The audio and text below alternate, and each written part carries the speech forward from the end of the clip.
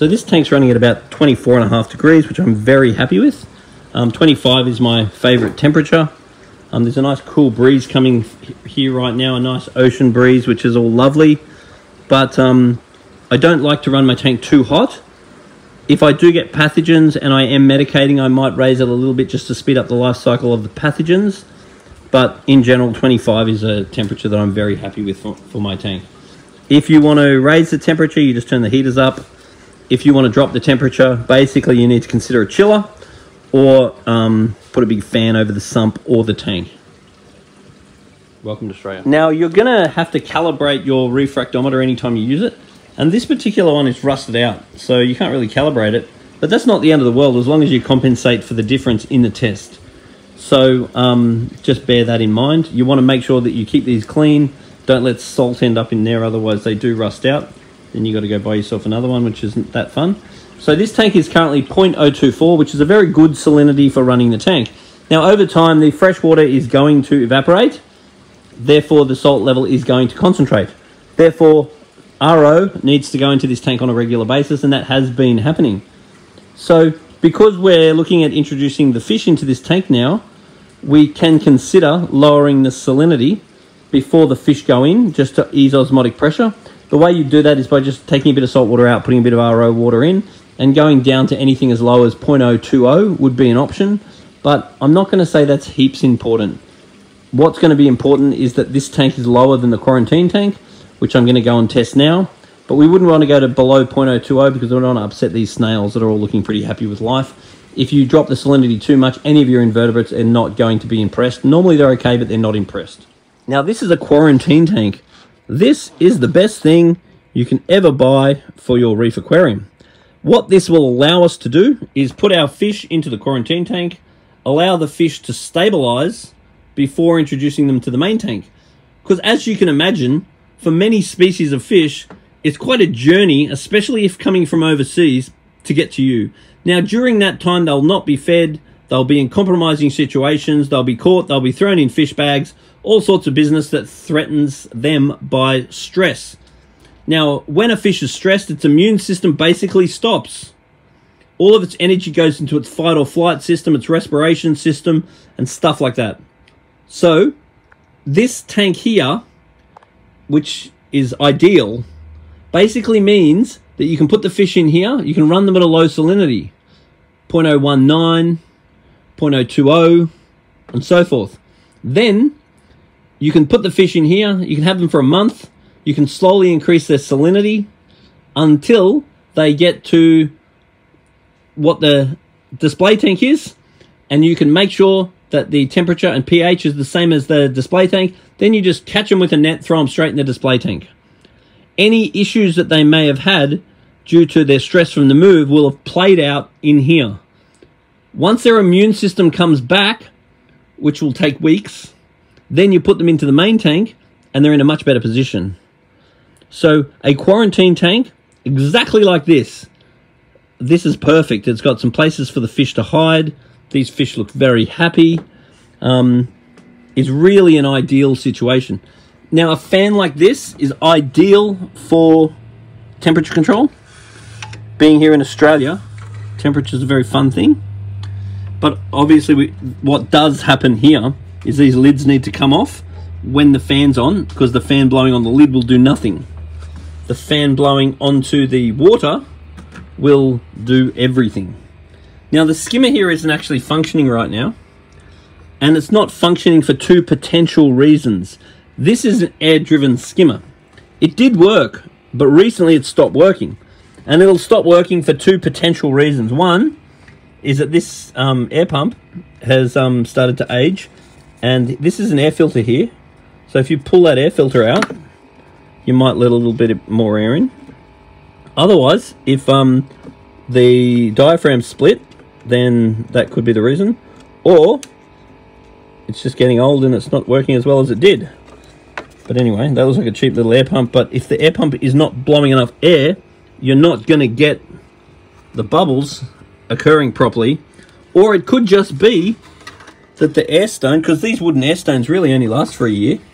If the air stone's getting too old and it's clogging up, that could be the reason. So if you just try replacing that air stone and your bubbles start coming up into the neck, then bingo. Or if you if that doesn't work and you've put a new air stone on it, you might need a more powerful pump, because we need the air coming up. Now, the other thing to be aware of is that this is a flood waiting to happen, because it's very important that your air pump is either above the water surface or you want to have a check valve. Because if you turn your power off, there is a possibility that the water's going to drain back in, blow the pump up and flood the floor. So just be wary of not having a check valve, because this could be tomorrow's disaster. Nothing smells better than a whole car full of live rock. Now, these Aqua L Platinum heaters are very, very fancy heaters, because what they do is they've got thermostat and thermometer built in. So if the light is solid, that means that's the temperature of the water. If it starts flashing, that means the tank's too hot. And if it starts sort of like flickering up, that means that the heater's on and it's trying to heat the tank up. So they're very, very fancy heaters. But as a rule, I never ever trust the heater for my temperature. I always like to get a second opinion from a thermometer, which I'll just give that a bit more time. But as far as trusting heaters, they're probably reliably, I've found them very, very good, the Platinums. But as a rule, you always trust your thermometer over your heater, because the heater is its own thermostat. So in most cases, will not be as reliable as a decent thermometer. Now, when the new tank, the big display tank, gets the okay to transport these fish in, which we're just going to do right now, this tank will then become available for new fish. Because this tank has been so stable and these fish have been swimming around in here for a year, then you pretty much are going to be very safe to just put new fish straight into this tank, providing the temperature, pH and salinity is correct.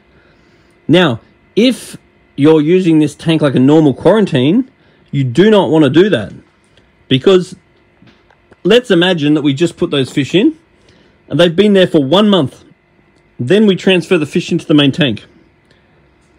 Because the fish have only been there for 1 month and the immune system will not be completely stabilized, what we don't want to do is introduce fish straight into the quarantine without any sort of medication.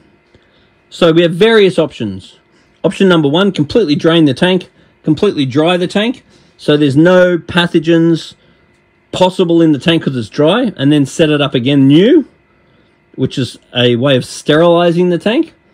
Or we can dose a medication like copper, which we'd want to get down depending on the fish that we introduce before we put them in. Or we risk it. So if you put fish in and then the fish have released pathogens into the water, then you go put a new batch of fish in, then the quarantine tank can actually reinfest the new fish with the dinoflagellate pathogens from the last fish. So in this particular case, because these fish are so well established, I think putting new fish straight into this quarantine tank after you remove these is very, very safe. Under normal circumstances, that is not what I'd recommend.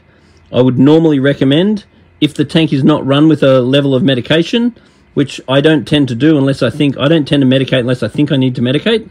So I would then drain the tank, dry it, then start again. And that way you're not potentially infecting fish from the previous fish that have been quarantined. So a fish can't be quarantined unless you're starting with a sterile environment. You cannot potentially have pathogens from the last lot of fish and then call that quarantine. You can call it tank hardy, but you can't call it quarantine. The salinity of this quarantine tank is exactly the same as the display tank. So all we're going to do is change 20 litres with a bit of RO just to drop it slightly. Because these fish are so established and they're already in 0.024, I don't have any stress whatsoever with putting them in, and dropping the salinity right down may just stress the snails for no reason, considering these fish are so happy and they've been established in this quarantine tank for a year, which is a very rare privilege. Just be aware that things like invertebrates, like snails, are awesome, but if you're going to quarantine the tank and use medications, you need to remove the snails or they will be dead.